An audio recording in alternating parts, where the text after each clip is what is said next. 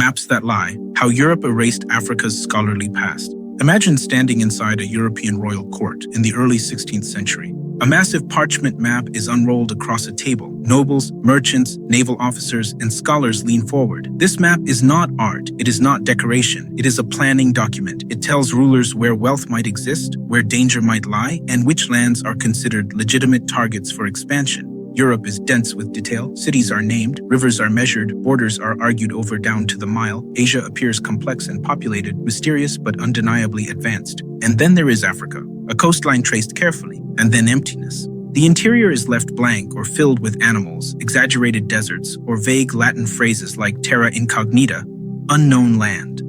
In some cases, the map suggests monsters or mythical dangers. In others, it suggests nothing at all. Now place that image beside a manuscript written in Timbuktu during the same period, a real book written in ink, discussing astronomy, law, medicine, mathematics, and philosophy. A book that cites earlier scholars, a book that was copied, taught, debated, and preserved. The question becomes unavoidable. How did a continent producing written scholarship get mapped as intellectually empty? The answer is not ignorance. The answer is power. The invisible continent. Maps feel objective because they use measurement, coordinates, scale, mathematics. But maps are not neutral descriptions of reality. They are arguments about importance. Every map answers three questions: what is worth naming, what is worth measuring, and what can be ignored. Africa did not disappear from European maps because no one knew anything about it. Africa disappeared because acknowledging African systems of knowledge undermined the ideological foundation of European expansion. If Africa was already organized, educated, and intellectually active, then conquest was not discovery, it was invasion. Maps solved that problem. By selectively omitting cities, trade routes, and scholarly centers, cartographers created the illusion of absence. And absence is powerful. Empty land appears available. Unnamed people appear disposable. Unmapped knowledge appears non-existent. This was not a side effect of empire, it was one of its tools. Mapping ignorance, not discovery. Here is where the story becomes uncomfortable. Some of the earliest European and Islamic maps of Africa, from before the height of colonial expansion, are actually more accurate than those produced later. Early maps show rivers like the Niger with reasonable placement. They acknowledge inland trade routes. They identify major population centers. The maps are incomplete, but they are honest about what is known and unknown. Then, during the so-called Age of Exploration, something changes. As European states gain military power and economic ambition, African detail begins to vanish. Cities disappear from later maps, even though European traders were actively visiting them.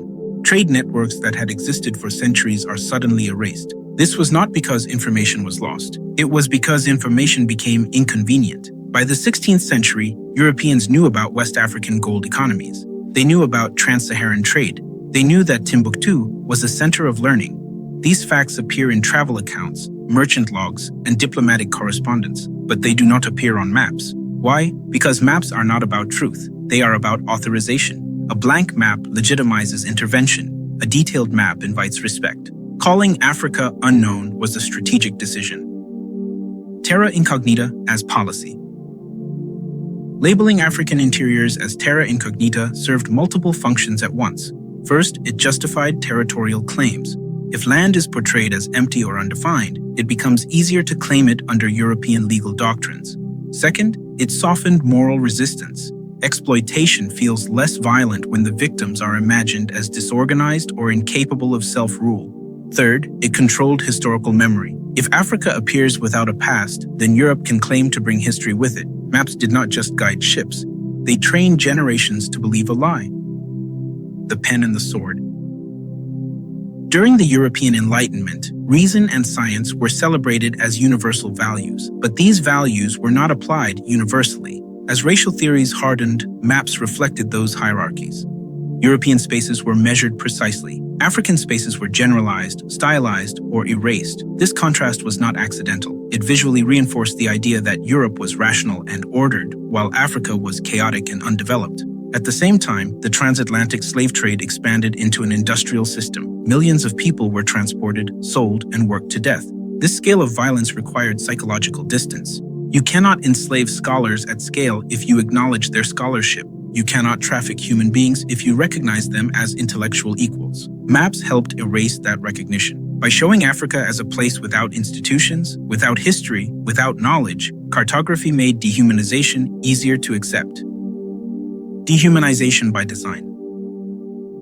Look carefully at how Europe mapped itself versus how it mapped Africa. Europe is divided into cities, universities, political units, and economic regions. Africa is divided into climate zones and wildlife habitats. This visual language taught viewers how to think. Europe is where ideas live. Africa is where nature lives. Once that distinction is established, everything else follows: conquest, extraction, forced labor, cultural dismissal.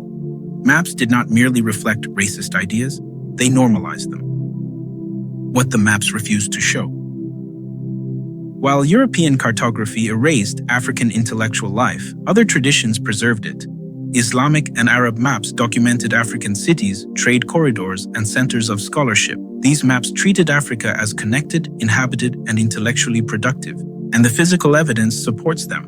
In Timbuktu, universities like Sankore operated as part of a broader educational network. Scholars traveled, texts circulated, debates occurred, knowledge accumulated over generations. These institutions were not isolated anomalies. They were integrated into economic and religious systems that valued learning.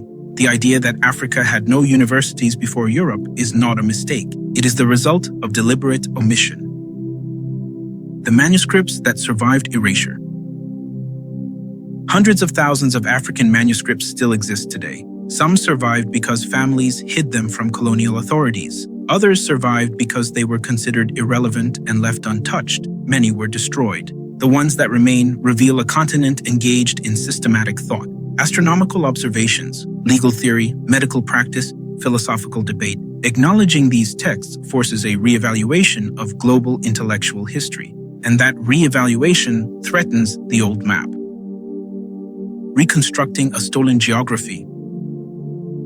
Modern historians and cartographers are now rebuilding what was erased. They cross-reference manuscripts, archaeology, oral history, and non-European maps to reconstruct Africa's intellectual geography.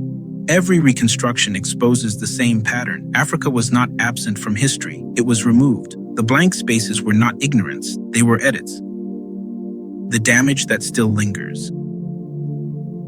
These maps shaped school curricula. They shaped public imagination. They shaped global hierarchies of knowledge. Even today, African innovation is framed as an exception rather than a tradition. African knowledge is treated as local rather than universal. That framing is inherited. Erasure does not end when the map is corrected. It ends when the narrative is challenged. Learning to read maps as power. Maps are not mirrors. They are arguments. They tell us who mattered, who didn't, and why domination felt justified. Africa did not lose its scholarly past. It was erased to make empire possible. And erased histories do not stay erased forever, unless we continue to trust the tools that removed them. The next time you see an old map, don't admire it, interrogate it. Because what's missing is often the point.